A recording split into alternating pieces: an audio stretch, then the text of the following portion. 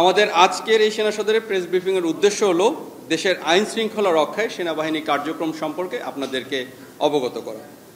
ইতিপূর্বে সর্বশেষ 28 ডিসেম্বর 2024-এ সেনা সদরের প্রেস ব্রিফিংয়ে আইন শৃঙ্খলা রক্ষায় সেনাবাহিনীর সার্বিক কার্যক্রম সম্পর্কে আপনাদেরকে ধারণা দেওয়া হয়েছে। আমি এখন গত 28 ডিসেম্বর 2024 থেকে গত 16 ফেব্রুয়ারি 2025 পর্যন্ত বিগত 50 দিনের সেনাবাহিনী কার্যক্রমের পরিসংখ্যান তুলে ধরছি। এর সময়ের মধ্যে আইন শৃঙ্খলা পরিস্থিতি নিয়ন্ত্রণে সেনাবাহিনী 172টি অবৈধ অস্ত্র এবং 527 রাউন্ড গোলাবারুদ উদ্ধার করেছে। এ সময়কালে দেশের বিভিন্ন শিল্পাঞ্চল, মূলত গাজীপুর, আশুলিয়া ও সাভার এলাকায় 88টি অস্থিতিশীল পরিস্থিতি এবং এ ধরনের পরিস্থিতি থেকে উদ্ভূত 30 বার মূল সড়ক অবরোধ নিয়ন্ত্রণে সেনাবাহিনী সক্রিয় ভূমিকা রেখেছে। কারখানাগুলো চালু রাখার জন্য শ্রমিক পক্ষ, মালিক পক্ষ, সংশ্লিষ্ট মন্ত্রণালয়, শিল্পাঞ্চল পুলিশ, বিজেএমই সহ সংশ্লিষ্ট সকলের সমন্বয়ে পদক্ষেপ গ্রহণ করেছে। ফলশ্রুতিতে বর্তমানে 2097টি গার্মেন্টস কারখানার মধ্যে গুটি কয়েক কারখানা, যেমন বেক্সিমকো গ্রুপ, সাউদার্ন লিমিটেড, স্বাধীন গার্মেন্টস এবং সেলফ ইনোভেশন ফ্যাশন লিমিটেড ব্যতীত বাকি সকল কারখানায় চালু রয়েছে। শিল্পাঞ্চল ছাড়াও সেনাবাহিনীর সদস্যরা বিগত এক মাসে 42টি বিভিন্ন ধরনের বিশৃঙ্খল পরিস্থিতি নিয়ন্ত্রণ করেছে, যার মধ্যে শিক্ষা প্রতিষ্ঠান সংক্রান্ত 14টি, অফিস সংক্রান্ত 3টি, রাজনৈতিক সংক্রান্ত 9টি এবং অন্যান্য বিভিন্ন ধরনের ঘটনা ছিল 16টি। সেনাবাহিনী কর্তৃক সুষ্ঠুভাবে সম্পন্নকৃত উল্লেখযোগ্য কিছু ঘটনাসমূহ আপনাদের সামনে তুলে ধরছি। গত 31শে ডিসেম্বর 2024 তারিখে ইংরেজি নববর্ষ উদযাপন উপলক্ষে অনাকাঙ্ক্ষিত ঘটনা এড়াতে বাংলাদেশ সেনাবাহিনী অন্যান্য সকল আইন শৃঙ্খলা বাহিনীর সাথে সমন্বয়পূর্বক সর্বোচ্চ নিরাপত্তা ব্যবস্থা নিশ্চিত করেছে। গত 17 জানুয়ারি 2025 তারিখ রাজধানীর হাজারীবাগে অবস্থিত ফোনিক্স লেদার কমপ্লেক্সে সংঘটিত অগ্নি দুর্ঘটনা নিয়ন্ত্রণে ফায়ার সার্ভিসকে সর্বাত্মক সহযোগিতা প্রদান করেছে। বিশ্ব ইজতেমা 2025 সুষ্ঠুভাবে সম্পাদনের লক্ষ্যে বাংলাদেশ সেনাবাহিনী বিশ্ব ইজতেমার তুরাগ নদীতে 5টি পন্টন ব্রিজ তৈরি এবং বোম ডিসপোজাল দলসহ প্রয়োজনীয় সংখ্যক জনবল মোতায়েন এবং পর্যাপ্ত সংখ্যক সেনা সদস্য যে কোনো উদ্ভূত পরিস্থিতি মোকাবেলার জন্য সার্বক্ষণিক নিয়োজিত ছিল। এছাড়াও রাজধানীর সংস্কার কর্মকাণ্ড, যেমন অ্যান্টি পলিথিন অপারেশন ও ঢাকা দক্ষিণ সিটি কর্পোরেশনের উদ্যোগে পরিচালিত খাল পুনরুদ্ধার অভিযানে বাংলাদেশ সেনাবাহিনী সর্বাত্মক সহযোগিতা প্রদান করেছে।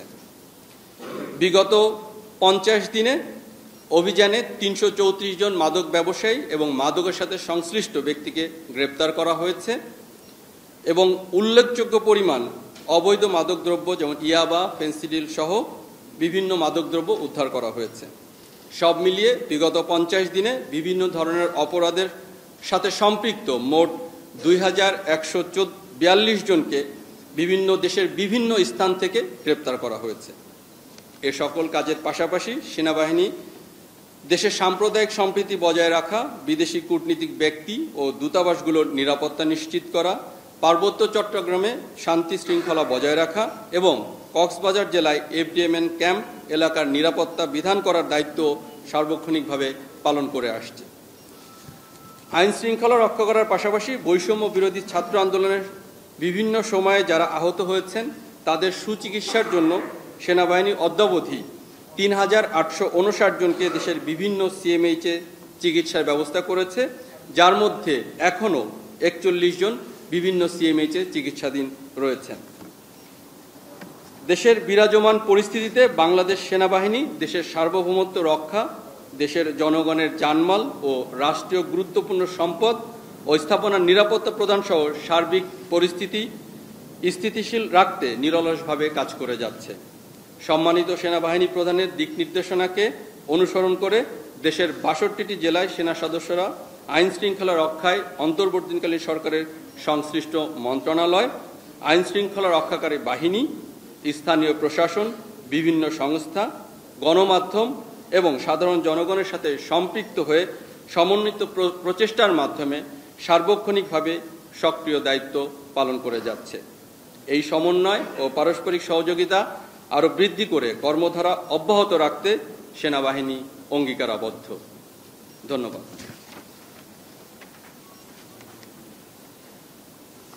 স্যার, এখন আমরা একটু ব্রেক নিয়ে দেন উইল স্টার্ট। হবে স্যার, প্রশ্ন থাকে।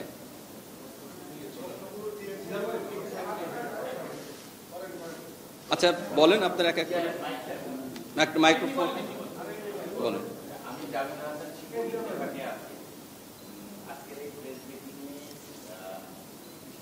গতকাল আপনারা গণমাধ্যমে দেখেছেন যে আমাদের বান্দরবনের লামা 26 জন রাবার শ্রমিক তারা অপহৃত হয়েছে এবং বলা হচ্ছে যে পাহাড়ি বিচ্ছিন্নতাবাদী কোনো সংগঠন তাদেরকে অপহৃত। এর আগে কুকি চীনের বিষয়ে আপনাদের যে অভিজ্ঞতা এবং কতখানি কি করেছেন এবং এই যারা অপহৃত হয়েছেন তাদেরকে কারা অপহরণ করেছে এবং বান্দরবনের রোয়াংছড়ি, রামপুর, কেওকারাডাঙ্গি এই এলাকাগুলি পর্যটকদের জন্য কবে খুলে দেওয়া হবে এই বিষয়ে। আপনারা জানেন গতকালকে বিভিন্ন মিডিয়াতে এটা এসেছে, কেউ 26 কেউ 22 সংখ্যা বলেছে। আমাদের পরিসংখ্যান অনুযায়ী 20 জনের মতো শ্রমিকদেরকে গুম করা হয়েছে। এটা দুষ্কৃতকারী কোনো একটি দল করেছে। আমাদের পেট্রোল শুধুমাত্র আর্মি না, পুলিশ, বিজিবি, আনসার এ পেট্রোল চলমান আছে। এখন পর্যন্ত যারা এই অপহরণ করেছে তারা একটি নাম্বার দিয়ে তাদেরকে যে কিছু র্যানসাম বা টাকা চেয়েছে, বাট আমাদের পেট্রোল চলমান আছে। অতি শীঘ্রই এটা যাতে এদেরকে অপহরণকারীদের কাছ থেকে এদেরকে উদ্ধার করা যায় এই কাজ চলমান।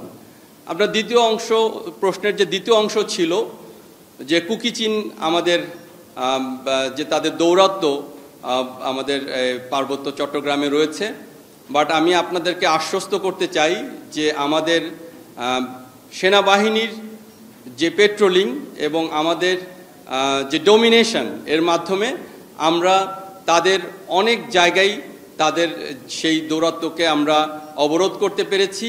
এবং আপনারা জেনে আনন্দিত হবেন যে আমরা গতকালকেও 2টি ক্যাম্প, কুকি চীনের 2টি ক্যাম্প আমরা ধ্বংস করেছি। তাদের যে আস্তানা বা তাদের যে ওয়াটার পয়েন্ট এগুলো ধ্বংস করেছি। এবং কিছুদিন আগে আপনারা দেখেছেন যে 11টি বম পরিবারের 81 জন যারা কুকি চীনের অত্যাচারে তাদের এলাকা ছেড়ে চলে গিয়েছিল, তারা পুনরায় তাদের জায়গা আবার এসেছে। এ থেকেই আপনারা বুঝতে পারছেন যে আমাদের যে কুকি চীনের বিরুদ্ধে আমাদের যে আভিযানিক কার্যক্রম এটা অনেক ভালো এবং বম পরিবাররা তাদের নিজস্ব জায়গায় ফেরত আসছে। ধন্যবাদ।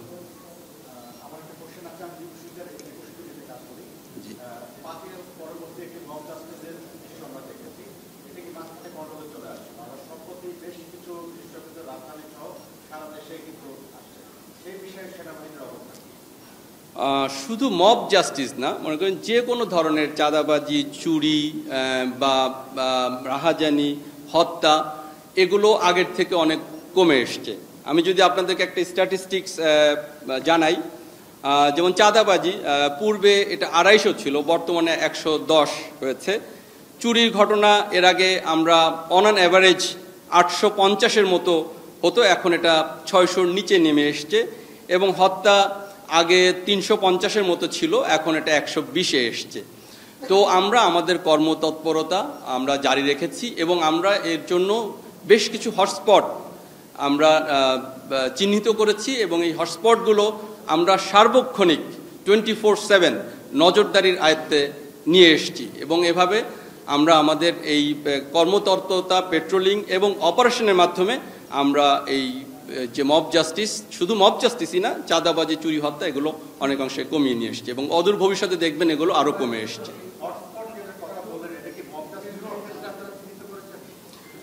মব জাস্টিস আমি বললাম শুধু মব জাস্টিস না, সব কিছুর জন্যই, চাঁদাবাজি, চুরি, হত্যা সব এবং সব সেক্টরে আমাদের সফলতা আগের থেকে বেড়েছে।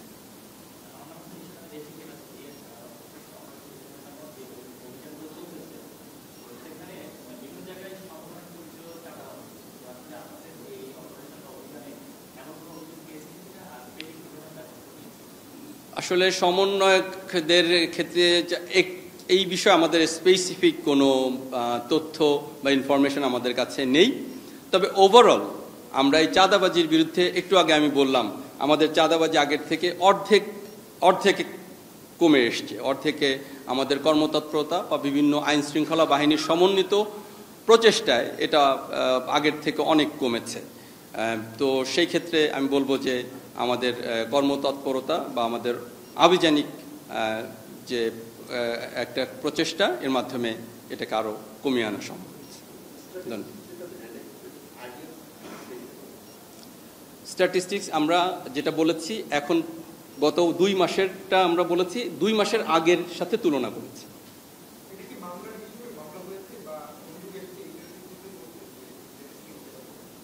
এইটা হচ্ছে অ্যাপ্রিহেনশনের উপরে আমরা বলেছি, এবং ম্যাক্সিমাম ক্ষেত্রে এগুলো আমরা যে আমাদের পুলিশের কাছে আমরা হ্যান্ড ওভার করেছি সব ক্ষেত্রে। জি,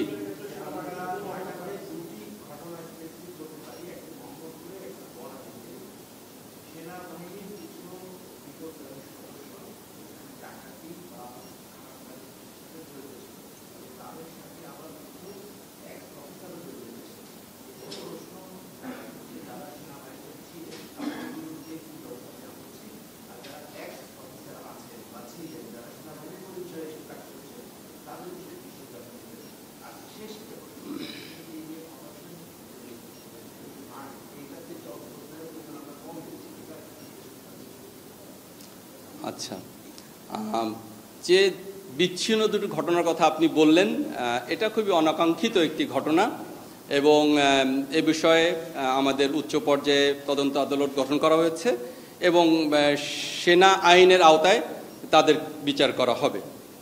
আর আপনার দ্বিতীয় অংশটা কি ছিল প্রশ্নের? এক্স অফিসার, আসলে যারা এটার সাথে জড়িত তারা তো অলরেডি রিটায়ার্ড, এবং তারা তাদের মত প্রকাশের সুযোগ তো সবারই আছে। তবে সেক্ষেত্রে যদি তারা কিছু ক্ষেত্রে আপনারা জানেন যে যেসব ক্ষেত্রে এই ধরনের ঘটনা, যে এক্সটর্শন বা চুরি বা হত্যার সাথে যারা জড়িত, তারা তাদের দেশের প্রচলিত আইনের আওতায় তাদেরকে বিচার করা।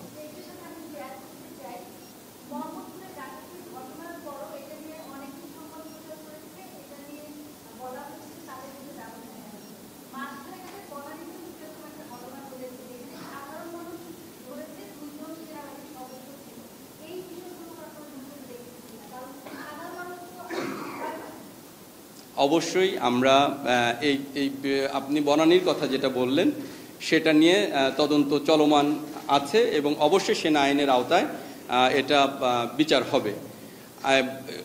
কোনো অন্যায়কেই সেনাবাহিনী কখনো প্রশ্রয় দেয় না। আমরা সবসময় জনগণের সাথে ছিলাম, আছি এবং থাকব, এবং জনগণের যে আস্থার যে জায়গায়, এই আস্থার জায়গায় আপনারা সবসময় বাংলাদেশ সেনাবাহিনীকে আপনাদের পাশে পাবেন।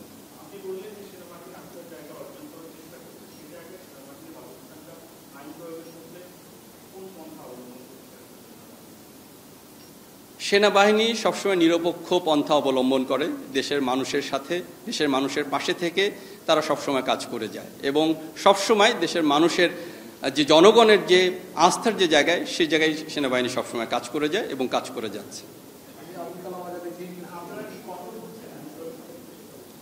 আইন প্রয়োগের ক্ষেত্রে আমরা যতটুকু সরকার আমাদেরকে যেভাবে নির্দেশ দিয়েছে, আমরা সরকারের নির্দেশ মোতাবেক কাজ করে যাচ্ছি।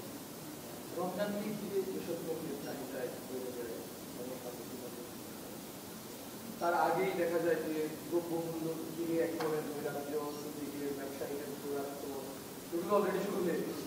এই ক্ষেত্রে সেনাবাহিনীর ভূমিকাটা দেখেন, বাজার কন্ট্রোল করার জন্য সরকারের একটি বিশেষ মন্ত্রণালয় বা একটি বিশেষ দল, যারা দায়িত্বপ্রাপ্ত মন্ত্রণালয় আছে, তারা এটা নিয়ন্ত্রণ করছে। এ বিষয়ে আমাদের সেনাবাহিনীর যে কোনো সহায়তা যদি সরকার আমাদের কাছে, তাহলে আমরা সেভাবে কাজ করব।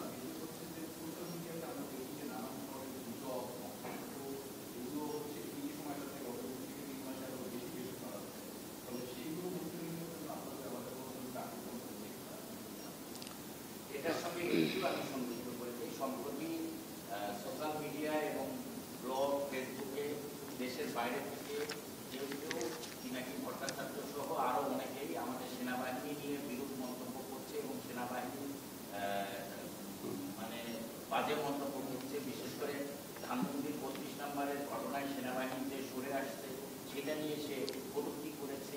সেই বিষয়ে সেনাবাহিনীর অবস্থানটা কি বা ব্যাখ্যাটা? আচ্ছা, আমি ওনার প্রথম প্রশ্ন ছিল বেসামরিক পরিমণ্ডলে আমরা কোনো চ্যালেঞ্জ ফেস করছি কিনা। ইনফ্যাক্ট আমরা কোনো পরিমণ্ডলেই তেমন কোনো চ্যালেঞ্জ ফেস করছি না। তবে আমরা দীর্ঘ 6 মাস আমরা বাইরে নিয়োজিত আছি। তো সেই হিসাবে আমরা আমাদের সর্বাত্মক চেষ্টা করছি অন্যান্য যে আইন শৃঙ্খলা বাহিনী আছে তাদের সাথে সমন্বিতভাবে কাজ করে আমরা আমাদের যতদূর সম্ভব আমরা দেশের আইন শৃঙ্খলাকে স্থিতিশীল অবস্থায় রাখার জন্য সর্বাত্মক চেষ্টা করে যাচ্ছি। আপনারা যে সোশ্যাল মিডিয়ার কথা যেটা বললেন, সোশ্যাল মিডিয়াতে যে কারোরই যে কোনো মত প্রকাশের সুযোগ রয়েছে। সেখানে সবাই তার যার যার মত প্রকাশ করবে, এ বিষয়ে আমরা কাউকে কোনো প্রকার বাধা দিচ্ছি না। তবে কে কেমন কি মত প্রকাশ করছে, তা কতটুকু বস্তুনিষ্ঠ, এর বিচারের দায়ভার আমি আপনাদেরকেই দিয়ে দিলাম। আপনারাই বুঝতে পারেন কার কতটুকু, কে কতটুকু বস্তুনিষ্ঠ মেসেজ বা সংবাদ সোশ্যাল মিডিয়াতে দিচ্ছে। ধন্যবাদ।